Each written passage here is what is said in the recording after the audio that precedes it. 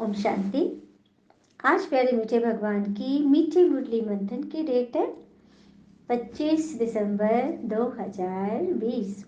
तो सबसे पहले तो सभी आत्माओं को बड़े दिन की, बड़े पापा की तरफ से बड़े दिल से बहुत बहुत शुभकामनाएं। हम सभी बाबा की याद से आज बड़े बाबा ने हमें क्या बड़ी समझाने दी है वो सुनते हैं। जब तक जीना है भगवान को याद करना है, याद से ही आयु बढ़ेगी। पढ़ाई का सार ही है याद। क्या कह दिए बाबा? जब तक जीना है यह ज्ञान अमृत पीते रहना है। बाबा की याद से आयु भी बढ़ेगी और पढ़ाई का सार भी याद ही है। मतलब सारा निचोड़ क्या है? याद है। क्योंकि पढ़ाई यदि साथ रहेगी ना, पढ़ाई वो खजाना है। खजाना जब हमारे साथ रहेगा तो हम ताकतवर रहेंगे। जैसे एक बार की बात है, एक व्यक्ति अपने घर में भोजन बना के रखता था और शाम में आता था तो उसका भोजन खत्म रहता था, इधर उधर बिखरा पड़ा रहता था। तो एक दिन वो पता लगाया कि क्या हो रहा है, तो देखा कि चूहा, एक मोटा सा चूहा आता है, भोजन को खाता पीता है और पूरा छींट छाट के वो चला जाता है। तो पता किया कि वो कहाँ जा रहा है, तो देखा वह एक बिल में जा रहा था। हाँ, तो उसको हटाने का उपाय नहीं मिल रहा था, उसको क्या करे। तो उसने अपने दोस्त से बात किया। तो दोस्त ने बोला कि मुझे दिखाओ उसका बिल कहाँ है। तो जब बिल में झांका तो उसके दोस्त ने देखा उस पर बहुत सारा खाना पड़ा था, बहुत सारा। तो ये चूहा अपने कल के लिए संभाल संभाल के उसमें रखता था, खूब सारा खाना। उसके दोस्त ने क्या किया, वो सारा खाना निकाल लिया और पोखर में डाल दिया। उसका खाना होगा टूटा फूटा जो भी जमा किया होगा। दूसरे दिन इसका दोस्त ऊपर में बैठा है टेबल पर ही वो खाना भी रख देता था डाइनिंग टेबल पर। तो कोशिश कर रहा था, चूहा क्या करता था, फांग करके ऊपर चढ़ के उसका भोजन वोजन गिराता था। हर बार की रोज की यही कहानी थी। लेकिन इसका दोस्त देख रहा है पर्दे के पीछे से कि चूहा ऊपर कूदने की कोशिश कर रहा है लेकिन पहुंच नहीं पा रहा है। करीब 10 बार उसने ऐसा कूदने की कोशिश किया लेकिन पहुंच नहीं पाया। तो इसका दोस्त बहुत खुश हो गया, कहा कि अरे वाह, दोस्त ने जो उपाय किया वो तो काम कर गया। आखिर उसने क्या ऐसा किया होगा जो चूहा ऊपर पहुंच नहीं पा रहा है। तो दोस्त जब आया, दोस्त को सब बात बताई, तो दोस्त ने कहा कि उसका खजाना चोरी हो गया था। आई बात समझ में? क्योंकि वो जो खाना जमा करता था, उस खाने के नशे में कि मेरे पास इतना ज़्यादा है, उसको ताकत मिल जाती थी और खूब ऊंचा डाइनिंग टेबल तक उछल उछल के अपना काम करता था।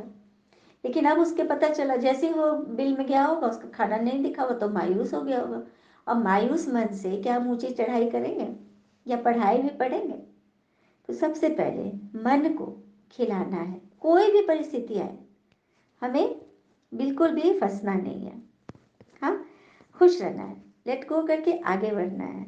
पिता की याद से ही तो हमारी आयु बढ़ेगी। प्रश्न: तुम बच्चों का अतीन्द्रिय सुख गाया हुआ है, क्यों? क्योंकि तुम सदा ही बाबा की याद में खुशियां मनाते हो। अभी तुम्हारी सदा ही क्रिसमस है, तुम्हें भगवान पढ़ाते हैं, इससे बड़ी खुशी और क्या होगी। अब कह रहे हैं कि पिता की याद में तुम खुशियां मनाते हो, मतलब हमेशा भगवान की याद में रहते हैं। भगवान ने हमें चुना, भगवान हमें पढ़ाना, भगवान हमें देख रहे हैं, भगवान हमारी संभाल कर रहे हैं। हाँ, मतलब याद में इतनी तुम खुशी हो कि तुम्हारे लिए सदा ही क्रिसमस है। कितनी सुंदर बाबा ने मुरली चलाई ना। क्रिसमस अर्थात खुशी का दिन।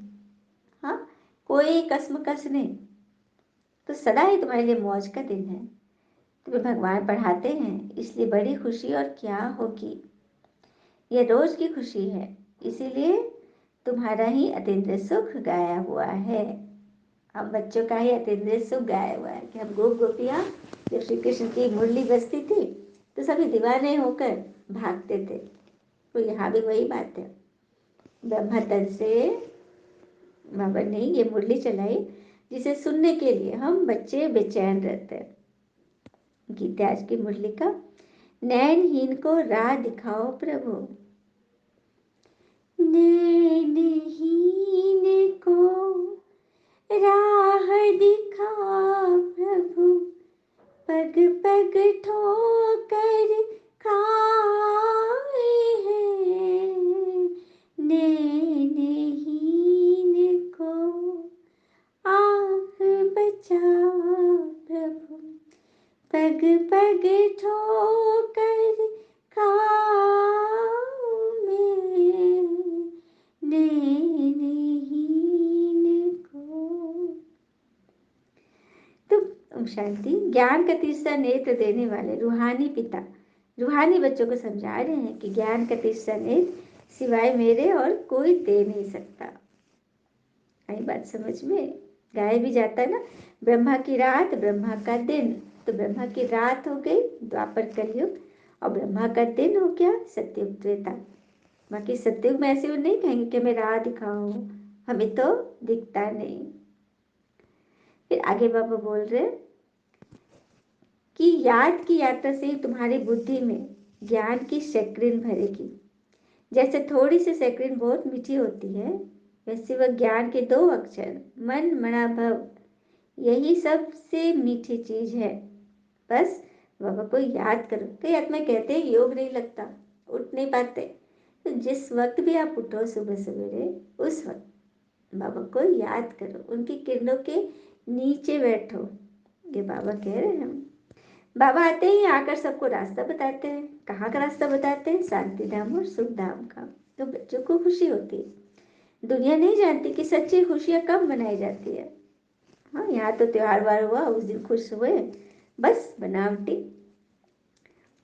तो बाबा कह रहे हैं आगे कि अगर खुशियों की बात पूछनी हो तो गोप गोपियों से पूछो। हाँ, उन्हीं के लिए तो गायन है ना शास्त्रों में। तो इसमें एक दो के आशिक नहीं होना है, लेकिन वहाँ वह बात नहीं है। वहाँ तो सब जन जन्मांतर के उस माशूक के आशिक हो रहे हो, है ना। एक माशूक। देखो, जब क्षमा जलेगी तो पतंगे तो आएंगे ही। इससे परमात्मा आ गए हैं तो हम बच्चे परवाने तो आएंगे ही। और यदि हम बच्चे भी मशाल लिए हुए हैं, हाँ, हवन कर रहे हैं, ज्योत जग रही है, उसमें भी भंग पड़ रहा है, कौन कर रहा है? चिड़िया लोग कर रही है। क्योंकि जो कहना वो करना, एक बनाना है। फिर आगे बाबा बोल रहे हैं तुम चढ़ रहे हो और ही उतर रहे हैं, क्योंकि जब तक विनाश हो तब तक सतो प्रधान बुद्धि वृद्धि को पाती रहेगी, है ना। जब तक पुरानी दुनिया का विनाश होगा तब तक तमो प्रधान वृद्धि को पाती रहेगी, मतलब तमो प्रधानता होती रहेगी, अंधकार अज्ञानता की। दिन प्रतिदिन माया भी और ही वृद्धि को पाती जाती है। इस समय पिता ही सर्वशक्तिवान है तो माया भी सर्वशक्तिवान है, वो बड़ी जबरदस्त है। कई आत्माओं के मन में माया ने इस तरह घर कर लिया कि अब क्या बताएं। अच्छा, मीठे मीठे बच्चों प्रति भगवान की नमस्ते। हम बच्चों की भी प्यारे शिव पिता को नमस्ते। और बाबा दिल से सभी आत्माओं की तरफ से आपको very very very good morning. धारणा के लिए मुख्य सार है, पहली पॉइंट, पिता को फॉलो कर बाबा के समान सर्विसेबल बनना है। अपने को आप ही परखना है कि मैं ऊंचे से ऊंचा इम्तिहान पास करके उच्च पद पाने के लायक हूँ। बाबा पूछ रहे हैं, अपने आप से पूछो, अपने आप को परखो कि मैं ऊंचे से ऊंचा इम्तिहान पास करके उच्च पद पाने लायक बना हूँ। दूसरी पर पिता के डायरेक्शन पर चलकर महावीर बनना है। जैसे बाबा आत्माओं को देखते हैं, आत्माओं को पढ़ाते हैं, ऐसे आत्मा भाई भाई को देखकर बात करनी है। जैसे आत्मा परमात्मा एक दूसरे से अच्छे से बात कर रहे हैं ना, उसी तरह से हम आत्माओं को, सामने वाली आत्मा को भी आत्मा समझना होगा। वेल, सबके टाइटल अलग अलग रख लेते हैं, लेकिन है तो सभी आत्मा है। चलिए, हम सभी बाबा से वरदान लेते हैं। बहुत सुंदर वरदान है। बाबा के किरणों के नीचे अपने आप को फील करें। बाबा हमें वरदानी बोल सुना रहे हैं। तन की तंदुरुस्ती, मन की खुशी और धन की समृद्धि द्वारा श्रेष्ठ भाग्यवान भव। तन की तंदुरुस्ती, मन की खुशी और धन की समृद्धि द्वारा श्रेष्ठ भाग्यवान बनो। डिटेल है, संगम युग पर सदा स्व में स्थित रहने से तन का कर्म भोग सूली से कांटा बन जाएगा। मतलब जितना जितना हम याद में रहेंगे तो हमें फांसी पड़ने वाली, सूली चढ़ने वाला है, लेकिन वह क्या रह जाएगा, सिर्फ कांटा, क्योंकि पूरा खत्म नहीं होगा, हमने याद से उसे भस्म किया। तन का रोग योग में परिवर्तन कर देता है, इसलिए सदा स्वस्थ हो। कोई तन से बीमार है तो उस वक्त सेकाई भी चल रही है और बाबा की याद भी चल रही है, तो डबल कमाई होगी ना।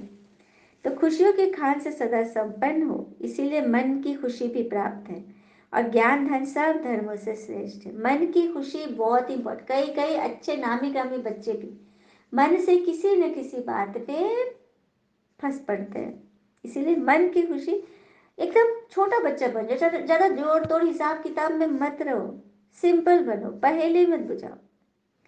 ज्ञान धन वालों की प्रकृति स्वतः दासी बन जाती है और सर संबंध भी एक के साथ है, संपर्क भी होली हंसों से, इसलिए श्रेष्ठ भाग्यवान का वरदान मिल जाता है। किन बच्चों को मिलेगा श्रेष्ठ भाग्यवान का वरदान? जिनके संबंध होली हंसों से है, मतलब पॉजिटिव व्यक्तियों से, शुभ भावना युक्त बच्चों से, शुभ चिंतक से है जिनका परिचय, तो उनको भगवान का वरदान स्वतः प्राप्त हो जाता है। भाग्यवान बनने का स्लोगन है, याद और सेवा दोनों का बैलेंस ही डबल लॉक है। याद और सेवा दोनों का बैलेंस ही डबल लॉक है। अब बैलेंस कैसे रखेंगे?